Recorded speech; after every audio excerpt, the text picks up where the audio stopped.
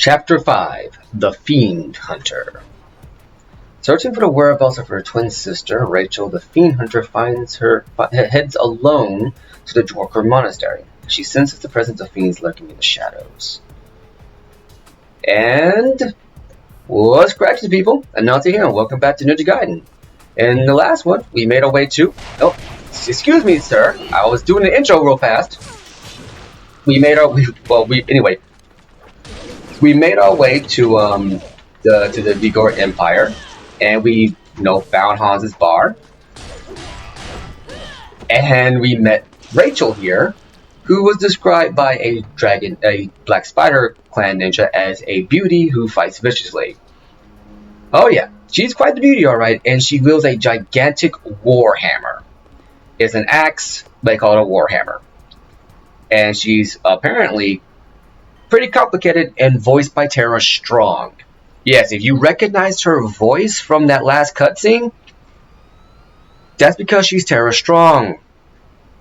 I'm not kidding on that one. So yeah, and honestly, with regards to Tara Strong herself, she's a very versatile voice actress. I believe she's... I don't know if I brought this up in a previous Let's Play, and just kind of a side note, yes, Rachel does have a very, very, very weird running animation. Tara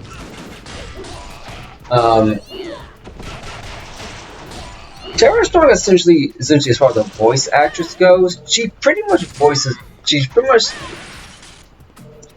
every single character from my childhood. That, she's the voice of Omi from Shaolin Showdown.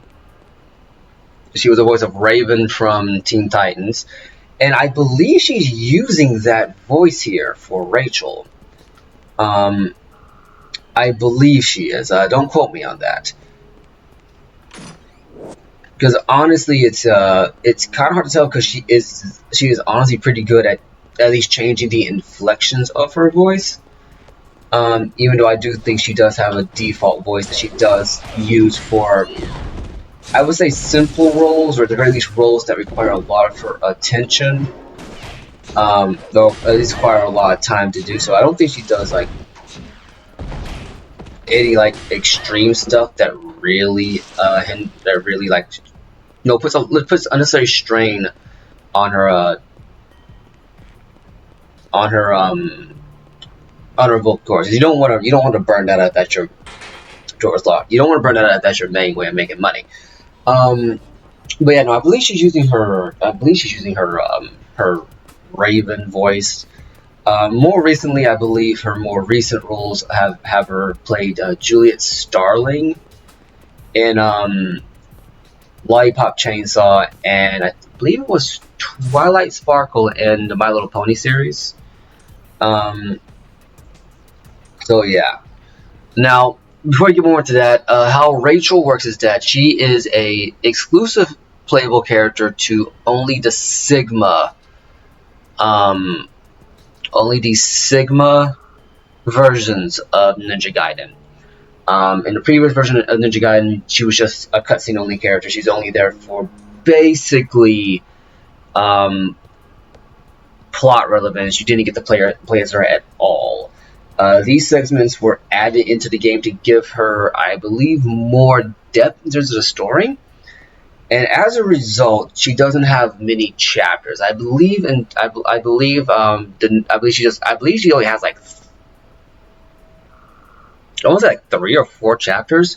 So as a result of her limited play, her you won't be upgrading her hammer. And she the cost of her what's the one for her support items are significantly cheaper than Rio's. Like for instance, an elixir of spiritual life for Rio is 500 essence. Okay, hers is 300. A talisman of rebirth is 5,000 for her, but it's 15,000 for Rio. Instead of getting bracelets, she gets earrings.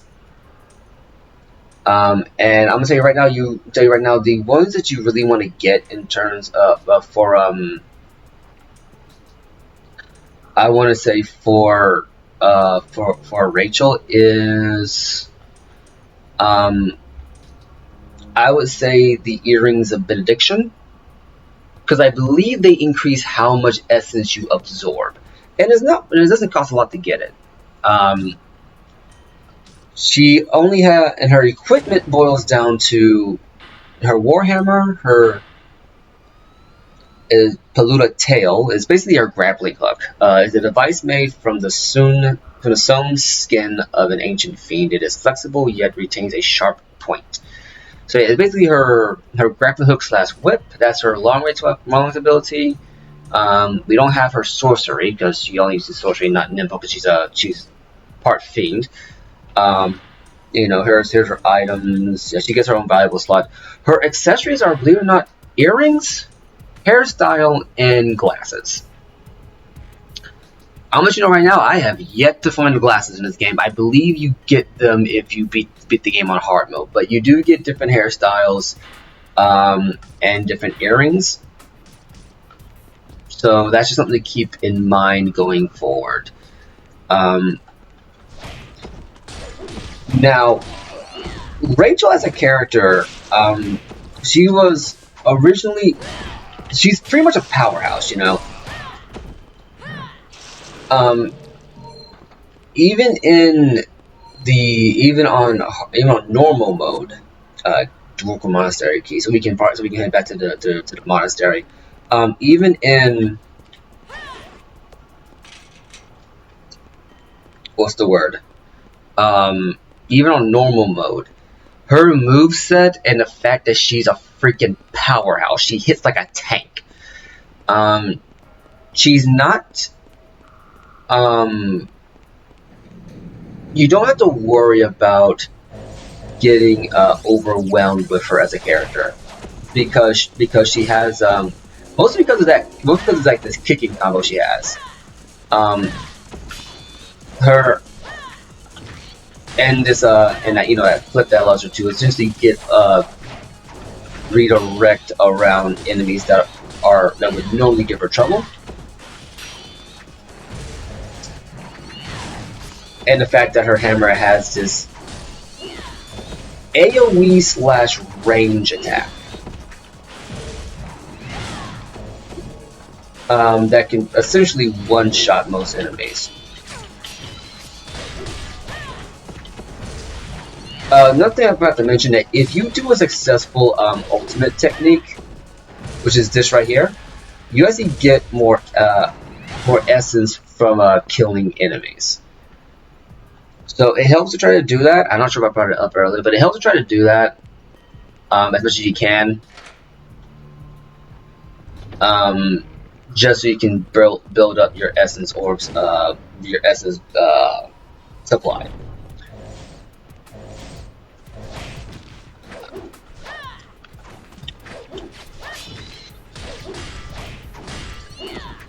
And you want to, and yeah, she doesn't get too many new moves due to the sheer fact that, you don't get to upgrade her hammer at all.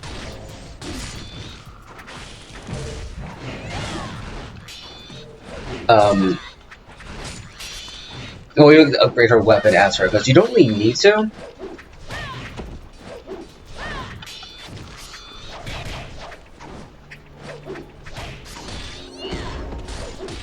A little bit of health here. So once again, you're not playing as her very much, so you might as well go ahead and use her supplies while you got them, just to make it a little bit easier on yourself. Okay, and I think that should do it. And I would argue that that getting her ultimate available is a lot easier with her than it is with Ryu. Not close enough. Because goes up a ninja kill before he deals with his mission. He is holding something. There you go, the just spiritual life. I would argue to usually get her ultimate faster with the absorption ability. But then there's a Ryu, because with Ryu I feel like they're way more aggressive than they are with Rachel. But You know, that could just be this could just be my experience, or I might just be in game like the AI. I'm not 100% certain.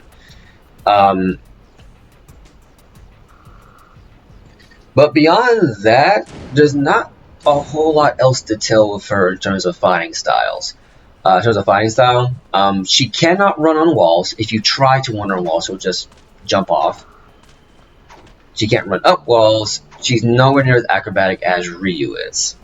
So you're not going to have to worry about doing an excessive amount of what's the word for her? An excessive amount of platforming. Now, I don't understand this loading screen because it literally just loads into this. I really don't get it. Because when you leave out of here, you don't have to worry about the screen going black. It feels like it's just there to be there. Now, one thing I want to mention about Rachel, you might notice that there's a sword on her hip.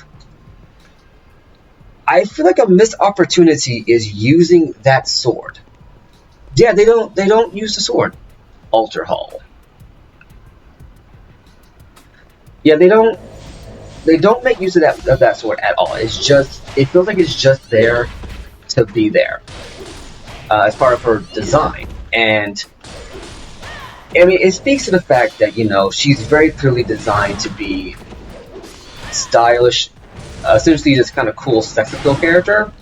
And I'm not gonna lie, it's a very sexy design. I'm not even going to pretend like I'm not staring at places I'm not supposed to be staring at entirely, especially considering the fact that, you know, Team Ninja, the certain physics are just through the freaking roof. I'm not even going to act like that's not the case. But let's go ahead and get these earrings real fast, so that way we can have a little bit more to work with in terms of I suppose in terms of money going forward. Yeah, see right here, we don't have to worry about loading into this, but when you go back into the monastery, you have to load that bit, and I don't understand why that's the case. So we're going to get ahead and get the earrings of benediction. Okay, and let's get one of these. Let's go ahead and equip the earrings. Fun thing about the earrings, though, they actually do have a little bit of blurbs. These earrings right here do absolutely nothing. They are only there for style. As a matter of fact, if I can, it goes to a wall here. Okay, you can kind of see that she has her jade earrings on, which I believe they're not actually jade from the color. They're supposed to be like a light shade of green. These are very clearly kind of like aquamarine or turquoise or something like that. Anyway, if we go to the earrings of benediction, she's now wearing the earrings of benediction. They do change her style in the game, and now we should be able to get more essence. I believe that's what it does. That you gain more essence, for more essence than average whenever you absorb an essence orb from an enemy. At least I believe it does that. I noticed an increase in that before I was doing the ultimate moves. That could be a misnomer. I could be, you know, mentally forcing that into my mind, but, you know, placebo effect. But who knows? An altar that looks like it was made to display some sort of holy relic. On it, a message is written. Those without faith shall be doomed to wander these depths forever. Okay, well, that's good to know. Those without faith shall wander these depths forever. Well, don't know what that means, so we'll have to keep moving from there. But yeah, this is her predominant outfit. I don't 100% know what the design ethos was for this character. I really, really don't. I think the idea they're going for was dominatrix, which would make a lot of sense. And I wouldn't be surprised if her design inspired a character from the Dead or Alive series. Okay.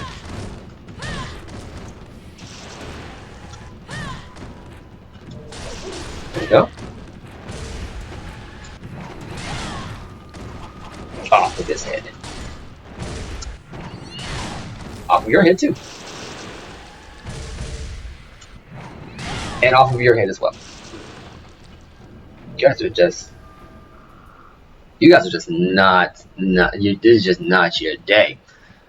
But yeah, no, because if you pay close attention, if you're fans of Dead or Alive series, because she does cross over into the Dead or Alive series, and Dead or Alive 5, I believe, she becomes a playable fighter character, and she has a very hard, in-your-face kind of fighting style. I don't. Well, yeah, I think she inspires an alternate costume for Christy from the Dead or Alive series, because Christy has a very, very risque dominatrix outfit in Dead or Alive 3, I believe. It's definitely in 4, and I know for a fact it's in 5. But it's an outfit that I want to say takes inspiration from Christie's design in here, minus the shoulder pad. Which, you know, in typical anime style, she has the one shoulder pad that is not in her moveset whatsoever because of the spikes on it. You think it would, but it's not. Okay, now what we have here?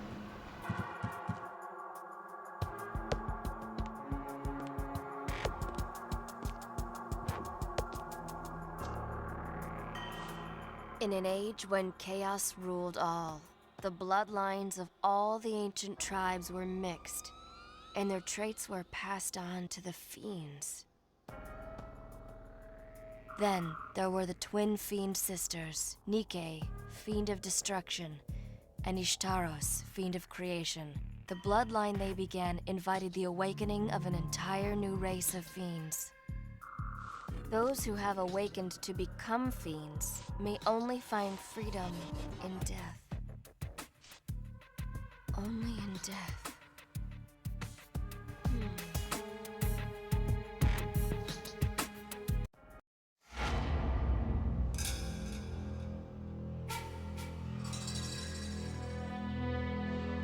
And with that, Chapter 5 is cleared. This won't be our last time with Rachel, as I mentioned earlier. I think she has 2 or 3 more playable sections in Ninja Gaiden Sigma, so we'll get to talk a little bit more about her character. But I think she's a pretty interesting, at least from my point of view, she's an interesting character. Given what she is set up to be as a human with the fiend's blood, right, you know, demon's blood and whatnot. But I don't think they do much with it inside this game because, once again, Ninja Gaiden, at least this run of Ninja Gaiden, didn't emphasize its narrative as much as its style. But, you know, I think, given as early 2000s, there wasn't a big emphasis on story at this point again. Like, even like Halo Combat Evolved had some interesting ideas in its original story on its original run before the remake, for the anniversary edition of Combat Evolved, where they had more expanded lore in the form of terminals. It was mostly just a stylized shooter, a stylized sci-fi shooter, and this is what Ninja Gaiden is a stylized ninja fantasy. So, with some science elements in there.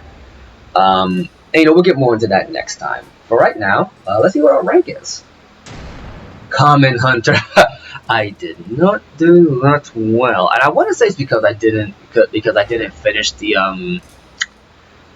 the mission pretty fast. Because whereas Ryu has, you know, ninja rankings for his, you know, I think it's lesser ninja, greater ninja, master ninja. Rachel's needs will be hunter ranks. So right now I got the lowest rank Common Hunter. I believe it's Common Hunter, and then there's Veteran Hunter. I think it's the highest one. I think I don't remember off the top of my head, but we'll get into this more next time. I've been Anansi, you've been awesome, and I'll catch you later. Deuces.